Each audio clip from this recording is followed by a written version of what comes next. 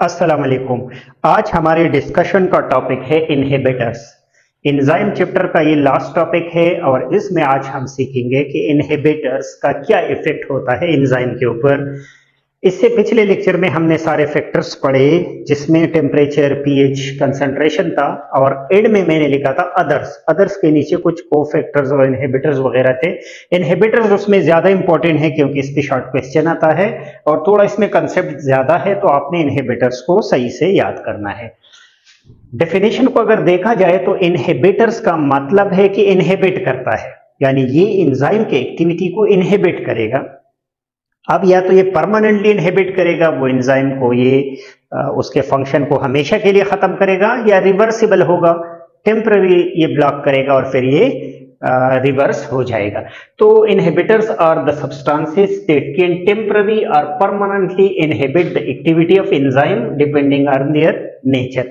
इसके नेचर पे है कि कौन सा वाला इनहिबिटर है, तो ये एंजाइम को या टेम्पररी डीएक्टिवेट करेगा या परमानेंटली, और ये डिपेंड करेगा इसके नेचर पे।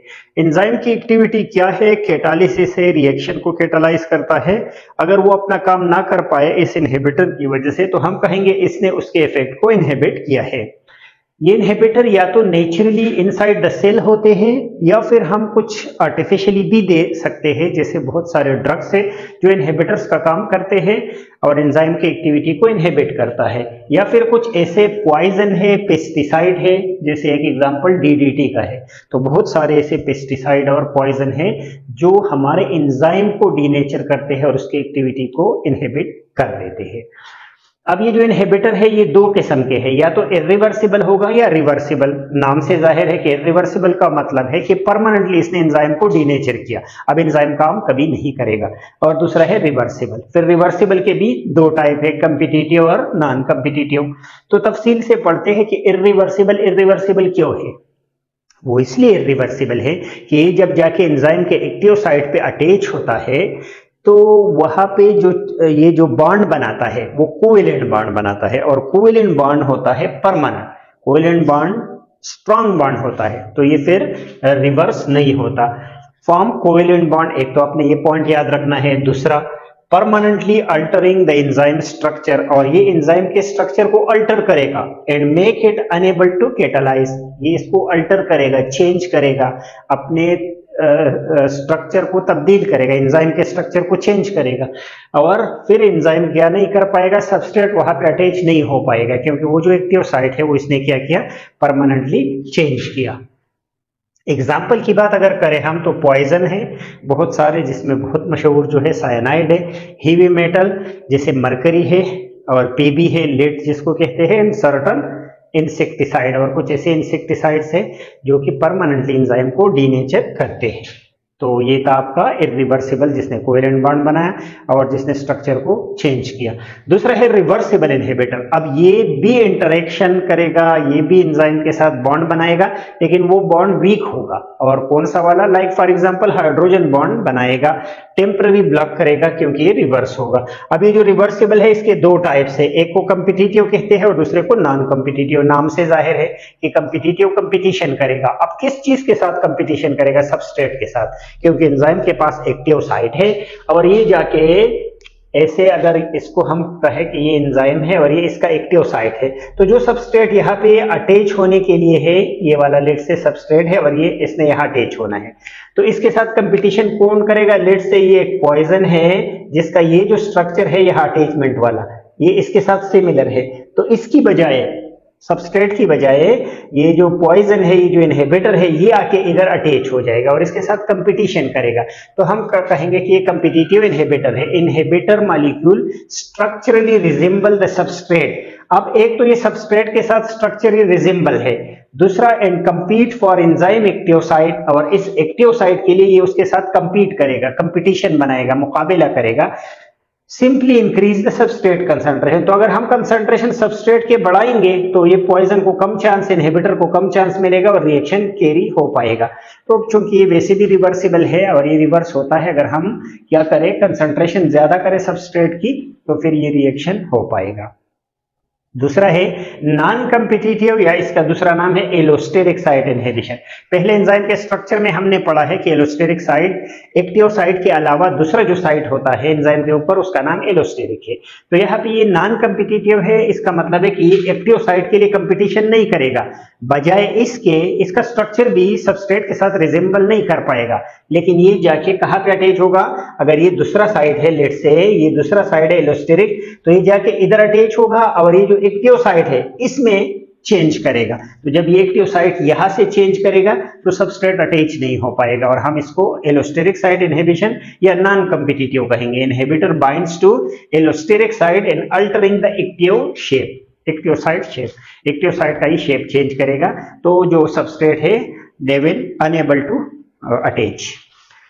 अच्छा, इसका फिर एक एग्जाम्पल है अकमुलेशन ऑफ एंड प्रोडक्ट। कभी कभी रिएक्शन होता है तो उसके एंड में अकमुलेशन होता है प्रोडक्ट का, या कभी कभी ये क्वेश्चन में ऐसे आता है कि फीडबैक इनहिबिशन के बारे में बताओ कि जो प्रोडक्ट बना उसने फीडबैक किया और रिएक्शन को स्टॉप किया, इनहिबिटर का काम किया। या ऐसा आता है क्योंकि ये इसका एग्जाम्पल है एलोस्टेरिक का, तो एलोस्टेरिक इनहिबिशन भी आप उसमें भी लिख सकते हैं। तो इस वाले टॉपिक का मतलब फीडबैक इनहिबिशन का मतलब ये है कि यहाँ पे प्रोडक्ट जो बनेगा एंड प्रोडक्ट वो क्या काम करेगा, वो इनहिबिटर का काम करेगा। लेट से ये एक रिएक्शन है जहां पे ये सबस्ट्रेट है स्टार्टिंग पॉइंट पे और इससे ये इंटरमीडिएट प्रोडक्ट बनता है। यहाँ पे इसके लिए एंजाइम चाहिए होगा, तो इस एंजाइम ने इसको कन्वर्ट किया, फिर इस इंटरमीडिएट को दूसरे एंजाइम ने कन्वर्ट किया और फिर इस इंटरमीडिएट को फाइनल एंड प्रोडक्ट में इस वाले एंजाइम ने कन्वर्ट किया। लेकिन यहाँ पे क्या होता है कि जो एंड प्रोडक्ट बनता है ये बिल्कुल इनहिबिटर का काम करता है। जो पहला एंजाइम है, ये प्रोडक्ट जब बनता है तो नया प्रोडक्ट बन गया ना, और ये प्रोडक्ट उस एंजाइम के लिए इनहिबिटर का काम करेगा।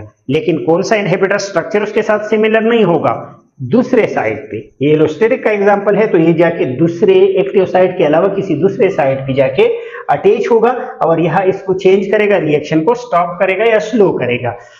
अब ये वाला जो है फीडबैक इनहिबिशन, ये बड़ा इंपॉर्टेंट है। ऊपर तो हमने पॉइजन की बात की, अभी जब पॉइजन आ जाता है और एंजाइम को अपनी एक्टिविटी से मना करता है, लेकिन यहाँ पे पॉइजन नहीं है। यहाँ पे मसला क्या है, यहाँ पे प्रॉब्लम किसका है, यहाँ पे प्रॉब्लम जो है ये प्रॉब्लम नहीं है, ये होम्योस्टेसिस में काम करेगा। ये जो एंड प्रोडक्ट बनेगा तो रिएक्शन स्टॉप हो जाएगा, क्योंकि ये उसको बताएगा कि प्रोडक्ट बना हुआ है और रिएक्शन अभी उसने अपना काम किया है, अभी नहीं चाहिए हमें मजीद प्रोडक्ट। तो ये प्रोडक्ट यूज होता रहेगा और रिएक्शन अभी स्टॉप है। जब ये प्रोडक्ट यूज हो जाएगा तो दोबारा रिएक्शन स्टार्ट होगा, फिर जब प्रोडक्ट बनेगा तो दोबारा ये स्टॉप करेगा। तो इसका फायदा है किस चीज में, नेगेटिव फीडबैक में, जिसको हम होम्योस्टेसिस में इंपॉर्टेंट कंसिडर करते हैं। तो इस वाले में एलोस्टेरिक में आपने ये तीन बातें याद रखना है। एक तो ये जाके एक्टिव साइट के अलावा दूसरे साइट के ऊपर अटैच होता है तो एलोस्टेरिक साइट इनहिबिशन है।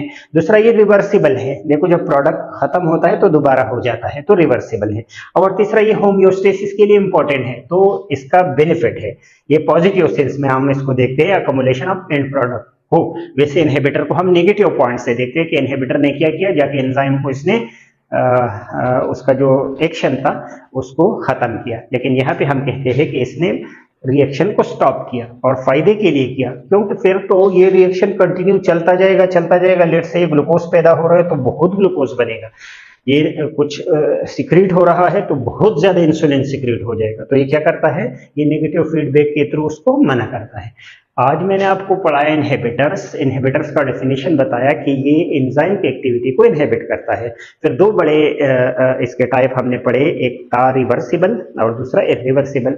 इरिवर्सिबल में ये था कि स्ट्रॉन्ग कोवेलेंट बॉन्ड बन गया और वो हमेशा के लिए परमानेंटली डैमेज हो गया वो एंजाइम।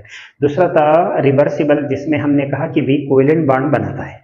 फिर उसमें दो हमने पढ़े, कम्पिटिटिव और नॉन कम्पिटिटिव। कम्पिटिटिव की बात जहां पे आ जाती है वहां पे हमारा मतलब क्या होता है, कंपटीशन। स्ट्रक्चरली ये सबस्ट्रेट के साथ सिमिलैरिटी रखता है और एक्टिव साइट के लिए compete करता है।